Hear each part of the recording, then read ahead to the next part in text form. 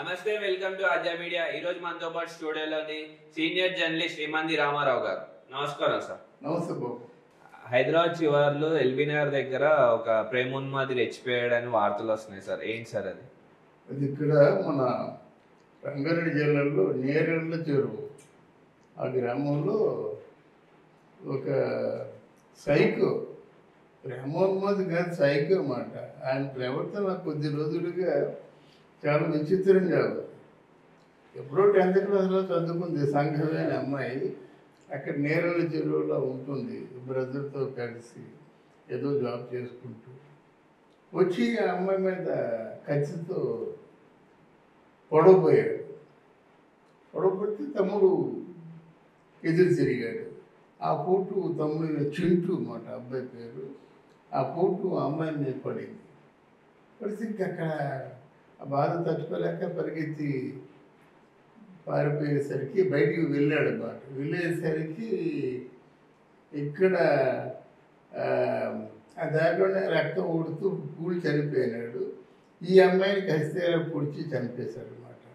చంపేసరికి ఈ బయటికి వెళ్ళిపోయి పరిగెత్తు కేకలేస్తున్నాడు కదా, దానికి ఇరుపొరుగులు అందరూ వచ్చేసి అబ్బాయిని ఆ శివకుమార్ని బంధించేశారన్నమాట. బంధించేసి పోలీసులు కబ్జెత్తారు. అంటే ఈవుని కసితేరా పొడిచాడు, అతన్ని కూడా పొడిచేసరికి ఆయన బయటికి వెళ్ళిపోవడం వల్ల దానికి ఫస్ట్ ఎయిడ్ ఏమి చేయలేదు. ఆ బ్లడ్ అన్కంట్రోల్డ్గా బ్లడ్ పోవడం వల్ల దారిలోనే చనిపోయాడు. ఆయనకి హాస్పిటల్ తీసుకెళ్ళలేదు. ఆయన పోస్ట్ మార్టం మీద నిర్వహిస్తున్నారు. ఈవిడ చనిపోయింది. అక్కడ శివకుమార్ మాత్రం పోలీసులు అదుపులో తీసుకున్నారన్నమాట. ఇంకా ఈయన పూర్వ చరిత్రకి వెళ్ళినట్టయితే అక్కడ తల్లి తండ్రిని ఇద్దరిని కూడా హతమార్చాడన్నమాట. తండ్రిని సుత్తితో కుట్టేసి తల్లిని కూడా బలవంతంగా చంపేశాడనమాట. అయితే ఆ విషయం బయటికి తెలియదు.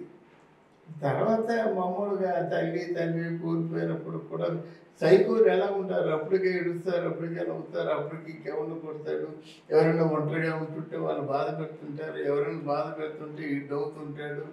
మా బండి కేవలం మెజారిటీ పార్ట్ వాళ్ళ జీవితంలో ఏం చేస్తారంటే ఒకరిని బాధ పెట్టినట్టయితేనే వాడికి ఆనందం అన్నమాట. బాధ అంటే మానసికంగా బాధ కాదు, గాయపరిచినట్టయితే వాడు ఒక కత్తి పొడి చేస్తాడు, రక్తం ఊడుతుంది, గోల పెడుతుంటాడు, చెమ్మంటి ఈ విషయం అంతా చెప్తే మొత్తం చంపేస్తానంటాడు. వాడు అలా భయపడుతూ అలా కాలం గడుపుతుంటాడు. వాడికి ఆనందం అలాగా.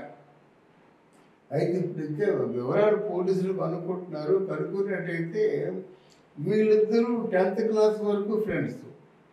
ఎవరు? అమ్మాయి సంఘవిని శివకుమారు 10th క్లాస్ వరకు ఫ్రెండ్స్ అన్నమాట. అప్పుడు ఆ టైంలో ఇద్దరు ప్రేమించుకున్నారు, పెళ్ళి కూడా చేసుకుందామని అనుకున్నారు. చిన్న వయసు కదా, అదేదో ఆ ప్రేమ అన్నా లేకపోయినట్టు ప్రేమించుకున్నారన్నా అంత పెద్ద పట్టింపు ఉండదు 10th క్లాస్. తర్వాత కాలేజీలో అయితే కొంచెం మెచ్యూరిటీ వస్తుంది, పట్టింపు ఉందన్న ఎవరైనా నమ్ముతారు. 10th క్లాస్ వరకు అంటే ఉంది, ఐ లవ్ యూ అంటే ఐ లవ్ యూ అనుకుంటారు. కానీ వాళ్ళకి తగినటువంటి వాళ్ళకి ఇమ్యూనిటీస్ ఉండవు కదా, ఉండవు. కనుక ఈ పిచ్చోడేమో అదే ప్రేమ అనుకున్నాడు, ఆవిడనే పెళ్లి చేసుకుందాం అనుకున్నాడు. ఈలోగా ఎంత డెవలప్మెంట్ ఉంటుంది, ఉద్యోగాలు చేస్తారు, అంతకంటే మంచి వాళ్ళు ఎవరు దొరుకుతారు, అంతకంటే కొంచెం వాళ్ళు తగిన పొజిషన్, వాళ్ళు తగిన స్టేటస్ ఉన్న వాళ్ళు దొరుకుతారు కదా. అలా 10th క్లాస్ ప్రేమనే మనం కన్ఫర్మ్ చేసుకుందంటే అది అవకాశం ఉండదు కదా. అందువల్ల ఇప్పుడు ఎప్పుడైతే ఆ అమ్మాయి ఆ ప్రేమను తిరస్కరించగానే వాడు కషాయలా మారిపోయి ఆవిడ్ని కత్తితో పొడుస్తుంటే తమ్ముడు ఎదిరయ్యేసరికి ఆ తమ్ముడిని కూడా గుండెల్లో పొడిచాడు. లేకపోతే తమ్ముడు అంత తొందరగా చచ్చిపోయేవాడు కాదు, కానీ గుండెల్లో పొడిచేసరికి తీరుకోలేకపోయాడు. అది రాఖీ పౌర్ణమి మొన్నే కదా సార్, అప్పుడే అక్క చెల్లెల్ని ఇద్దరిని, అక్క తమ్ముడిని ఇద్దరిని వీడి చంపేసి అది గొప్ప పాపం.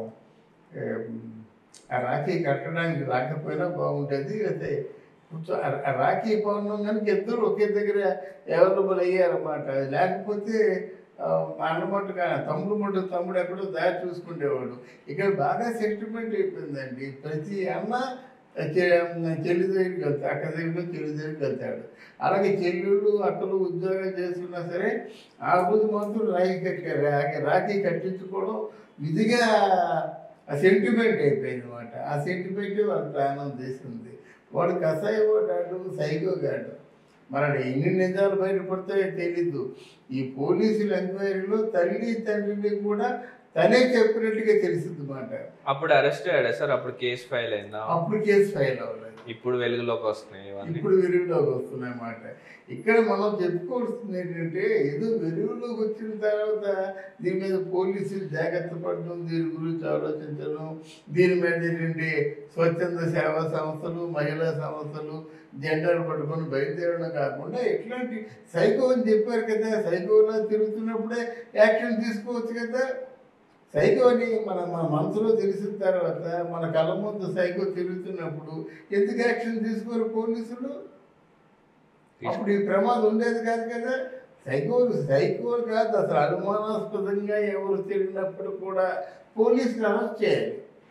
అదే కదా ఎవరైనా అమ్మాయిని టీచ్ చేసి, అదే కదా ఈవ్ టీచింగ్ షీ టీమ్స్ అని చెప్పారు.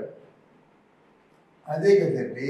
ఇప్పుడు అమ్మాయిని ఏడిపిస్తుంటారు, అమ్మాయిని ఏమో దారం వెళ్తున్నట్టయితే అమ్మాయిని ఏదో ట్రాప్ చేయడానికి ప్రయత్నం చేస్తుంటారు. మరి షీ టీమ్స్ ఏం చేస్తున్నాయి? మళ్ళీ ఇప్పుడు ఇలాగ హత్యలు, ఇలాగ దురాఘాతాలు పెరిగిపోతున్నట్టు కేవలం షీ టీమ్స్ నిద్రపోతున్నాయా? ప్రభుత్వ ఉద్యోగులు నిద్రపోతున్నారా? ఎంతమంది ఇలా చంపుతారు చెప్పండి? దీని మీద ప్రాపర్గా యాక్షన్ తీసుకోకపోయినట్టయితే ఇవాళ శివకుమార్ అయ్యాడు, రేపు పొద్దున ఇంకో కుమార్ అవుతాడు, ఇంకోడు చంపుతాడు. వాడి దృష్టిలో చంపడం కరెక్ట్, మన దృష్టిలో చంపడం అనేది అన్యాయం. అది ఎందుకంటే సైకో కనుక వాడు ఎవరో ఒకళ్ళు చంపాలి, చంపకపోతే ఉండలేడు. కానీ సైకోని బయట తిరగడంలో మాత్రం మనం చేసినటువంటి పొరపాటు ఇక ముందేనే అట్లాంటి వాళ్ళకి స్వస్తి చెప్పినట్టయితే బాగుంటుంది. వాడు సైకో కదా సార్, ఆ అమ్మాయికి ఎంత టార్చర్ చూపించుంటాడో. ఆ అమ్మాయి వాళ్ళ ఇంట్లో వాళ్ళకి చెప్పుకొని ఉంటే అన్న, వాళ్ళ ఇంట్లో వాళ్ళు ఏదన్నా స్టెప్ తీసుకొని ఉంటే అన్న. ఎందుకంటే సైకో కనుక ఒక టార్చర్ చూపిస్తాడు. టార్చర్ చూపించినప్పుడు ఏం చేయాలి? వెంటనే ఇమీడియట్గా పోలీస్ రిపోర్టు ఇంకెవరికో ఇవ్వాలి. ఎవరికి సలహా, ఎవరికో కంప్లైంట్ ఇవ్వాలి. కంప్లైంట్ ఇచ్చి తన జాగ్రత్త తీసుకున్నట్టయితే ఇంతవరకు వచ్చేది కాదు కదా. అందువల్ల ఆవిడది కూడా పొరపాటు ఉంది. చాలామంది అంతేనండి. ఎవరైనా ఏడిపిస్తున్నప్పుడు మనకి ఏడిపిస్తుండగా చెప్పినట్టయితే అసలుగా మోసం వస్తుందేమో అనుకొని భయపడి ఊరుకుంటారు అనమాట. భయపడి ఊరుకున్నాడు. ఇప్పుడు ఏమైంది? ఇప్పుడు ప్రాణాలకే ముప్పు వచ్చింది కదా.